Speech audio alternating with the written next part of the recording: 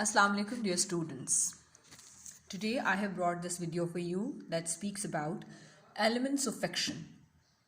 Fiction is any work or any piece of writing that bases itself mostly on fantasy. So there are certain parts of a fiction, there are certain elements that make up fiction, and if not all, you find most of them in a work of fiction. Today I have brought 7 elements of fiction.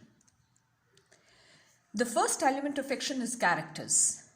In fiction, you will always find characters, and there are all kinds of characters in a fiction. First is protagonist. Protagonist in easy words or in everyday words is the hero of the work of fiction. By hero, I mean the major character around whom the story revolves, who takes most of the, you can say, most of the attention and takes part in most of the action that is taking place. So protagonist is that one major character in a piece of writing, in a fiction. Then the force that acts against the main character, the major character, is called antagonist. The one who works in opposition with the protagonist is antagonist. Antagonist, in other words, in simpler words, maybe the villain, the villainous force in a work of fiction. So protagonist is the main character, is the hero, and antagonist is the one who works in opposition to that character. Then there are flat characters. Flat characters are those characters that do not display any change in their behavior or in their attitude, or not a significant change in their behavior or in their attitude. They are the kinds of characters who do not change much, who remain who they are from the beginning, and that is why they do not display much development. Then there are round characters. Round characters are the ones who change in the course of fiction, who change in the course of a story or a novel. They are more realistic, they are more human, because as human beings we change, we do not remain the same ever. The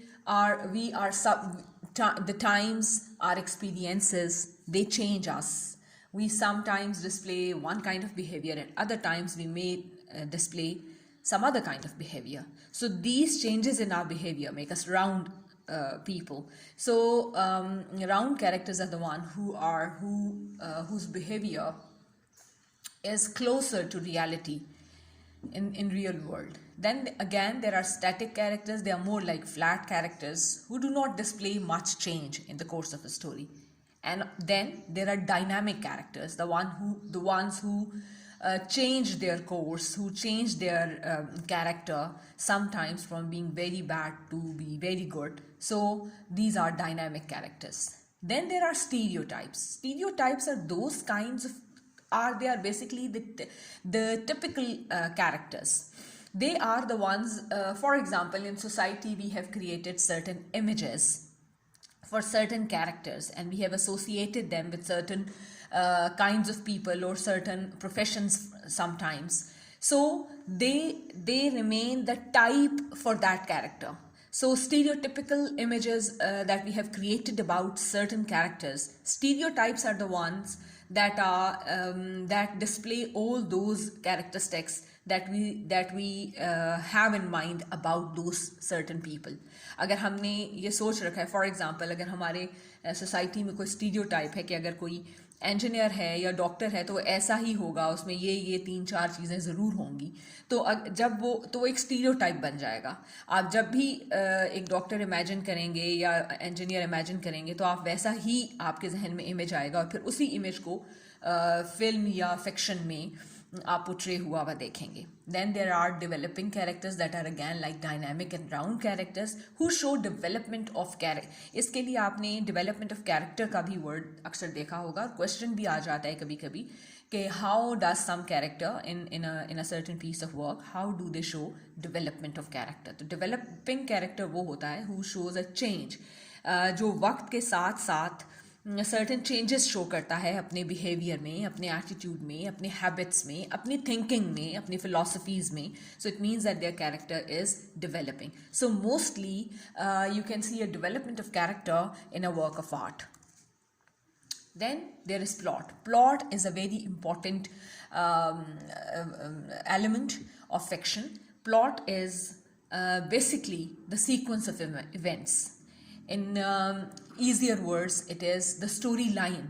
कि ये हुआ, फिर ये हुआ, this happened, then this happened, next this, then this happened. That is the plot. That is the sequence of events which we call plot. The storyline that we call plot. Then there are certain parts of a plot. Plot जो है इसके कुछ parts होते हैं. The first part of plot is exposition. That is the first part of a work of fiction. उसके अंदर आप exposition के अंदर exposition is more like introduction, where the writer is introducing to you the characters and the situation and the storyline, the plot itself. तो जो पहला आपका exposure है to that work of fiction, that is exposition. Exposition जो है ये आप इसको एक ट्रायंगल की तरह इमेजिन करें. It must be like a triangle. ये एक ट्रायंगल की तरह यूं होना चाहिए. Exposition is at the base. यहाँ बेस पे एक्सपोजिशन है. आपको एक्सपोज किया, आपको इंट्रोड्यूस किया कैरेक्टर से, सिचुएशन से, स्टोरी से, और फिर ये ऊपर हम गए to the top of the triangle. अब ये जब आप ऊपर जा रहे हैं तो कॉम्प्लिकेशन इज टेकिंग प्लेस. जहाँ सेकेंड पार्ट ऑफ प्लॉट आ गया कॉम्प्लिकेशन. कॉम्प्लिकेशन में complication is basically the way situation builds. Complication वो स्टेज है जहाँ सिचुएशन जो थी, जो स्टोरी थी, वो बिल्ड हो रही है टूवर्ड्स द पीक. ये जो पीक है ट्रायंगल का, दिस इज क्लाइमेक्स. तो क्लाइमेक्स जो है उसकी तरफ कॉम्प्लिकेशन बिल्ड करती है क्लाइमेक्स को. और कॉम्प्लिकेशन में ही एक और एलिमेंट आ जाता है जो हम आगे पढ़ेंगे, कॉन्फ्लिक्ट. यहाँ पे the conflict is taking place between different forces and that is leading to the climax on the top of the triangle. Climax जैसा कि हम सब समझते हैं is you can say is where the action is at its peak. जब action अपने peak पर होता है तो क्लाइमेक्स होती है, और वहाँ पर क्लाइमेक्स के ऊपर कोई बड़ा ट्रूथ रिवील होता है, कोई ऐसी चीज़ जो कॉम्प्लिकेट हो गई थी during the course of the story. तो वो क्लाइमेक्स पे जाकर कोई बड़ा ट्रूथ रिवील होगा, कोई हिडन ट्रूथ, कोई ऐसी चीज़ जो राइटर ने अभी तक जो मिस्ट्री थी वो सॉल्व होगी, वो उसका कोई धागा मिलेगा टू सी के what the things actually are. अब क्लाइमेक्स जब नीचे आता है, because I told you it's more like mountain, एक माउंटेन की तरह का स्ट्रक्चर है. तो ये क्लाइमेक्स जब नीचे आती है तो यहाँ पर आप फिर ये सारा जो पोर्शन है, this is resolution to till the end. यहाँ स्टोरी खत्म, यहाँ स्टार्ट हुई थी, यहाँ ख़त्म हो रही है. तो ये क्लाइमेक्स से जब नीचे उतरता है तो ये सारा है रेजोल्यूशन. रेजोल्यूशन क्या है कि जो कॉन्फ्लिक्ट यहाँ बिल्ड किया था, कॉम्प्लिकेशन में जो कॉम्प्लिकेशन वाले पार्ट में जो कॉन्फ्लिक्ट को बिल्ड किया था, सिचुएशन को बिल्ड किया था, रेजोल्यूशन में वो रिजॉल्व हो जाता है कॉन्फ्लिक्ट. जो मसले मसाइल पैदा किए गए थे शुरू में, जो हुए थे अलोंग द स्टोरी लाइन, वो क्लाइमेक्स पे पहुंचे. वहाँ कोई हिडन ट्रूथ रिवील हुआ, कोई ऐसी एक्शन हुआ जिससे चीज़ें खुलकर सामने आई, and then towards till the end चीज़ें रिजॉल्व हुई, सिचुएशंस रिजॉल्व हुई. जिसके साथ ज़्यादती हो रही थी, फॉर एग्जांपल, उसको रिलीफ मिला. जो क्रूअल था, जो जुल्म कर रहा था, उसको पनिशमेंट मिली. सी वो फिर रेजोल्यूशन की तरफ चीज़ें आई and the story ends that way. फिर आपके पास एक बहुत बड़ा एलिमेंट ऑफ फिक्शन है theme.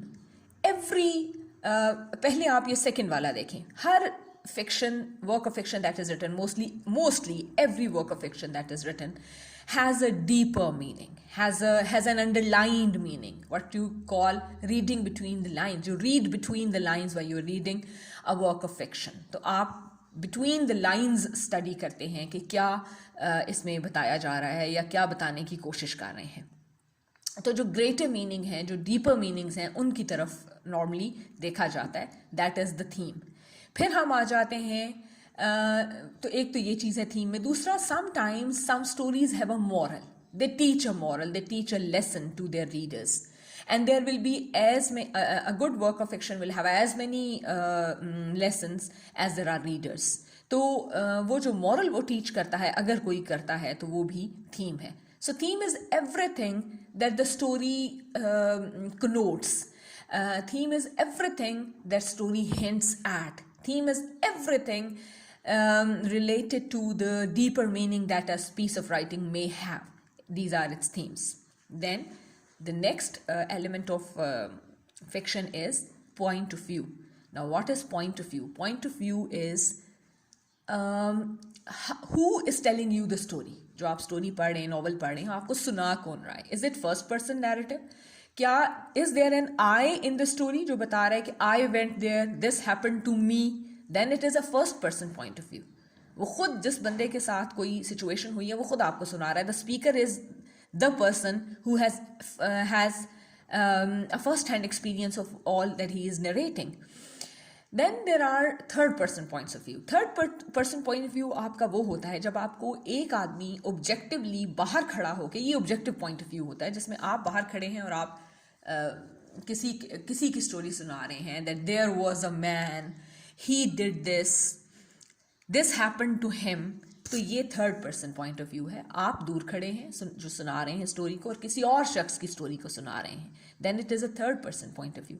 Then there is an omniscient narrator और omniscient point of view. Omniscient point of view वो पॉइंट ऑफ व्यू होता है when the narrator of the story or the narrator of the work of fiction takes you inside the mind and the thoughts of the character. जब writer आपको characters के जो minds में चल रही हैं चीज़ें वो भी बता दे, तो the things they are wondering at, things they are thinking, things they are planning in their minds, in their heads, अगर राइटर आपको वो भी बता दे तो फिर ये ओमनीसिएंट पॉइंट ऑफ व्यू होता है. The narrator seems to be omniscient, omnipresent, वो हर जगह है और लोगों के जो माइंड्स के अंदर चल रहा है वो भी बता रहा है. Limited point of view on the other hand वो पॉइंट ऑफ व्यू होता है जहाँ नरेटर आपको लोगों के थॉट्स, उनके जहनों के दिमागों के अंदर जो चल रहा है वो नहीं बताता, दूर बाहर खड़ा रहता है और आपको सिर्फ उनका एक्शन दिखाता है. He just tells them he just narrates what has he seen happening. वो आपको सिर्फ उनके एक्शंस जो वो कर रहे हैं, जो वो कह रहे हैं, वो बता रहा है. He is not taking you inside their minds. Then it is a limited point of view. Next element of fiction is setting. Setting basically वो आप कह सकते हैं सराउंडिंग्स हैं जिनमें वो work of fiction takes place. जैसे फॉर एग्जांपल टाइम के अंदर वो तमाम चीज़ें आ जाएंगी कि टाइम के अंदर बहुत सी चीज़ें आ जाएंगी. It basically answers when did this story take place. अब sometimes writers do not tell you exactly कि ये स्टोरी किस टाइम में सेट की गई है, क्योंकि देखिए अभी 2022 है. Maybe I write a story that, मैं एक ऐसी स्टोरी लिख सकती हूँ या कोई राइटर एक ऐसी स्टोरी लिख सकता है जो that depicts the time of partition Pakistan and India. कोई 1947 की पार्टीशन के ऊपर स्टोरी लिख सकता है, तो लिख तो 2022 में रहा है, but the time he is depicting is और he setting his story in is 1947, the partition of 1947. तो वो that is the time of the story. तो हर स्टोरी का एक टाइम होता है. अभी जो आपने नॉवल पढ़ा है, हमने कहा ये पोस्ट वॉर नॉवल है, लॉर्ड ऑफ द फ्लाइज. तो ये उसका टाइम था, पोस्ट वॉर टाइम में को डिपेक्ट कर रहा है कि वॉर हो रही है या होके हटी है या होने वाली है, मतलब ये वॉर के अराउंड मूव करता है. तो टाइम में कभी कभी क्रोनोलॉजिकल सेटिंग भी इसको कहते हैं कि टाइम के लिहाज से क्या सेटिंग है. फिर इसी तरह टाइम में इवन दैट अगर कोई ऐसा नॉवल है जो एक ख़ास टाइम में सेट नहीं हुआ, तो what time of the day things are happening. There is a novel by Virginia Woolf जो पूरा नॉवल एक ही दिन का नॉवल है. It starts in the morning and it ends at a party that has to take place at the night. तो वो एक दिन की स्टोरी है पूरी. तो दैट इज़ द टाइम. फिर कुछ जो नॉवेल्स होते हैं या वर्क्स ऑफ फिक्शन होते हैं, उनकी सेटिंग यूनिवर्सल होती है. कोई स्पेसिफिक टाइम या प्लेस उनका नहीं होता. They are true for all times, they are applicable to all times and all places. तो क्रोनोलॉजिकल जो सेटिंग है वो ये है. फिर प्लेस की फिजिकल सेटिंग है. फिजिकल सेटिंग का मतलब है where is the story taking place. Britain की स्टोरी ब्रिटेन में हो रहा है ये इजिप्ट में हो रहा है, ग्रीस में हो रहा है, पाकिस्तान में हो रहा है, सब कॉन्टिनेंट में हो रहा है, कहाँ, where is the story taking place. और इसमें भी कुछ लोग चाहें तो यूनिवर्सल सेटिंग कर सकते हैं, किसी प्लेस के साथ उसको स्पेसिफाई ना करें और यूनिवर्सली उसको मूव करने दें। Then there are sometimes weather conditions that become the part of setting. अगर आपने कोई मिस्ट्री स्टोरीज पढ़ी हैं तो उनमें ख़ास किस्म के वेदर कंडीशंस होते हैं जो बताए जाते हैं। जैसे there was this story, this play in first year, heat lightning. तो वो एक रात के वक्त वो होता है और उसमें चूंकि वो मिस्ट्री है तो उसके अंदर रात के वक्त अंधेरे में बार बार लाइट जा रही है और मौसम कैसा है कि बहुत ही थंडर स्टॉर्म है, बारिश है सख्त। तो ये these weather conditions also become a part of the setting. Then the social conditions. Social conditions में आपके पास जैसे देखें, मुझे ख्याल आया कि ये जो नॉवल आपने पढ़ा है लॉर्ड ऑफ द फ्लाइज, इसकी जो फिजिकल सेटिंग थी वो फॉरेस्ट थी, इट्स हैपनिंग इन अ जंगल। तो ये उसका फिजिकल सेटिंग था इन ब्रिटेन, और ये takes place on an uninhabited island के ऊपर ये सारा हो रहा है, जिसमें मोस्टली जंगल जैसा, फॉरेस्ट जैसा एटमॉस्फेयर है। तो ये उसकी फिजिकल सेटिंग थी। अच्छा, वेदर कंडीशंस मैंने आपको बताया कि क्या होते हैं, क्योंकि वो कॉम्प्लीमेंट करते हैं स्टोरी को। फिर सोशल कंडीशंस हैं कि जिन टाइम में स्टोरी हुई उस टाइम पे सोशल स्ट्रक्चर कैसा चल रहा था।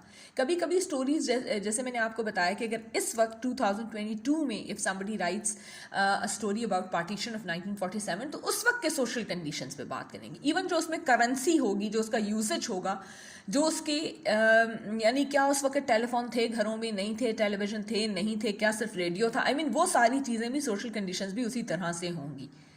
Then there is something known as mood and or atmosphere of the work of fiction, कि कैसा एटमोसफियर और कैसा मूड प्रिवेल कर रहा है स्टोरी में। इट इज़ द मूड और the atmosphere that is prevailing in the story. कैसा मूड और कैसा एटमोसफियर उस वक्त प्रिवेल कर रहा है स्टोरी में। आप जब उसको पढ़ते हैं तो आपको एटमोसफियर कैसा लगता है, क्या बहुत मिस्ट्री एटमोसफियर है या बहुत ढकी छुपी हैं बातें, या किस तरह का, what kind of the mood the story gives rise to, that is a part of setting. अब आ गए जी हम अगले एलिमेंट पे, that is conflict. Conflict basically आप कह लें कि is the soul of a work of fiction. Conflict soul है वर्क ऑफ फिक्शन की, जिसके ऊपर पूरा वर्क ऑफ फिक्शन बेस करता है। कॉन्फ्लिक्ट वो, क्योंकि they all in a work of fiction there are some forces that are clashing with each other.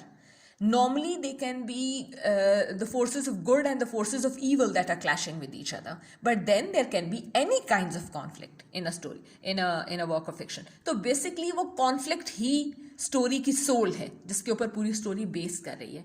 Mostly आप अगर ड्रामाज में या मूवीज़ में या अपने जो आप फिक्शन पढ़ते हैं, स्टोरीज़ में, नॉवेल्स में, आप देखेंगे कि कोई क्लैश है कुछ कैरेक्टर्स के बीच में, कुछ फोर्सेस के बीच में, जो यही वो कॉन्फ्लिक्ट है जो जब हमने अभी पढ़ा है प्लॉट में। तो कॉम्प्लिकेशन में यही कॉन्फ्लिक्ट जो है कॉम्प्लिकेशन में बिल्ड होता जाता है टूवर्ड्स क्लाइमेक्स, और जब रेजोल्यूशन की बारी आती है आफ्टर द क्लाइमेक्स, जब एक्शन फॉल करता है, तो यही कॉन्फ्लिक्ट है जो रिजॉल्व होता है।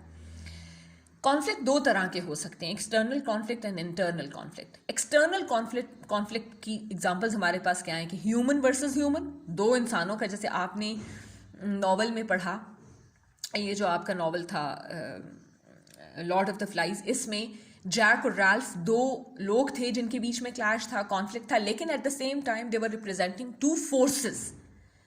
तो इस तरह होता है कॉन्फ्लिक्ट। आपने जो स्टोरी पढ़ी द लास्ट लीफ, उसमें that girl is also in conflict. वो अपनी मौत के साथ, अपनी नेगेटिव जो उसकी थिंकिंग है, पेसिमिस्टिक थिंकिंग, उसके साथ कॉन्फ्लिक्ट में है, और आखिर में वो जीत जाती है through looking out at the window and finding that leaf is still holding on to the tree. So she, हालांकि वो फेक है, वो पेंटेड लीफ है, लेकिन फिर भी वो उसकी जान बचा लेता है और कॉन्फ्लिक्ट रिजॉल्व हो जाता है। तो ये ह्यूमन वर्सेस नेचर, कभी कभी नेचर और ह्यूमन एक दूसरे के साथ क्लैश में है, natural forces and human forces clash कर रहे हैं। कभी ह्यूमन वर्सेस सोसाइटी, कि जो सोसाइटी है, जो सोशल नॉर्म्स हैं, जो सोशल वैल्यूज हैं, उनके साथ ह्यूमंस कॉन्फ्लिक्ट में आ रहे हैं। तो ये भी एक काइंड ऑफ कॉन्फ्लिक्ट है, जो कोई एक इंसान जो पूरे सोशल कंडीशंस के साथ लड़ रहा है, जैसे फॉर एग्जांपल आपने देखा होगा कि कोई ऐसा बच्चा जो अंडर प्रिविलेज्ड घर से है, जहाँ पढ़ा नहीं जाता, देयर आर फोर्सेस जो नहीं चाहते कि ये लोग पढ़ें लिखें और अपनी हालत को बेहतर करें, वो उस सिचुएशन से लड़ता है, उस सिचुएशन से बाहर निकलता है, एजुकेट करता है अपने आप को. So there is a conflict between human and society. फिर एक इंटरनल कॉन्फ्लिक्ट है. Internal conflict is taking place inside that human being. वो ह्यूमन बीइंग अपने साथ ही, अपने ही अंदर, उसके अपने ही अंदर दो किस्म की फोर्सेस हैं, दो किस्म की वॉइसेस हैं जो आपस में क्लैश कर रही हैं, कॉन्फ्लिक्ट कर रही हैं, और जो एंड पे रेजोल्यूशन की तरफ जाता है. The next element of play, element of a work of fiction is tone. Tone क्या होती है किसी वर्क ऑफ आर्ट की? Tone is basically the emotional meaning of the work. The way the whole work of fiction engages you emotionally, जिस तरह वो आपको emotionally engage करता है, वो उसकी टोन होती है कि इसने आपको इमोशनली कैसे एंगेज किया. क्या इसको पढ़ते हुए आप सैड हो गए? क्या सैड फीलिंग्स आपके अंदर, सोरोफुल फीलिंग्स आए? क्या इसको पढ़ते वक्त आपके अंदर नॉस्टैल्जिक फीलिंग्स थे? क्या इसको पढ़ते, जब आपने पढ़ा और इसको फील किया, तो इमोशनली इसने आपको कौन सा इमोशन या कौन सी फीलिंग के अंडर ये आपको लेकर गया? That is the emotional meaning of that work of art, and that is the tone of that work of art. कि वो उस वर्क ऑफ फिक्शन की टोन क्या थी? नॉस्टैल्जिक है, उसकी हैप्पी टोन है, जॉयस है, या सॉरोफुल है, या लॉन्गिंग है उसके अंदर. तो ये सारे जो हैं, ये जो इमोशंस ये अराइज करेगी in the reader, the way they emotionally connect with that work of fiction or the characters in it, तो वो that is the tone of the play, of that work of fiction. Thank you very much. This was all on the elements of the play. I will advise you to please read more on it. No information can be complete information. कोई information complete नहीं होती. आपको मुख्तलिफ sources से उसके ऊपर काम करना पड़ता है, उसको पढ़ना पड़ता है, उसके ऊपर आपको you have to work on it. तो आई वुड एडवाइज यू कि ये मैंने आपको एक आउटलाइन दे दी है with the required terminology, with the required meanings that you needed to understand and know. तो अब आपका ये काम है कि आप इसको आगे लेके जाएं, और जब आप इसको आगे लेके जाएंगे तो आप इन सारी टर्म्स को सर्च करें ऑथेंटिक वेबसाइट्स पे, ऑथेंटिक रीडिंग मटीरियल पे, और फिर आप जान पाएंगे कि सब क्या हैं. दूसरा जो एक काम आपको करना आना चाहिए वो ये कि ये सब अब आपको एलिमेंट समझ में आ गए, आपको ये भी आना चाहिए कि how can you find all these elements and the way they connect and the way they participate in creating an overall meaning of the story या work of fiction. तो वो आपका this is the next task that you have. ये आपका अगला काम है जो आपको आना चाहिए. और वो क्या काम है कि आपने जो इसी सारी इंफॉर्मेशन को you should be able to apply this information on a work of fiction that you have already read. चाहे आपने इस किताब में पढ़ा है, चाहे आपने कहीं और पढ़ा है, but it is a famous and well known work of fiction. तो कोई इस तरह का जो वर्क ऑफ फिक्शन हो, वो आप उसके ऊपर आप इन सब चीज़ों को अप्लाई कर सकें और इनके कनेक्शंस को बता सकें, एक्सप्लेन कर सकें. ये आपकी एबिलिटी होनी चाहिए. I will wait for your comments on the video. Your questions are welcome, and please work more to understand these elements of fiction. Thank you.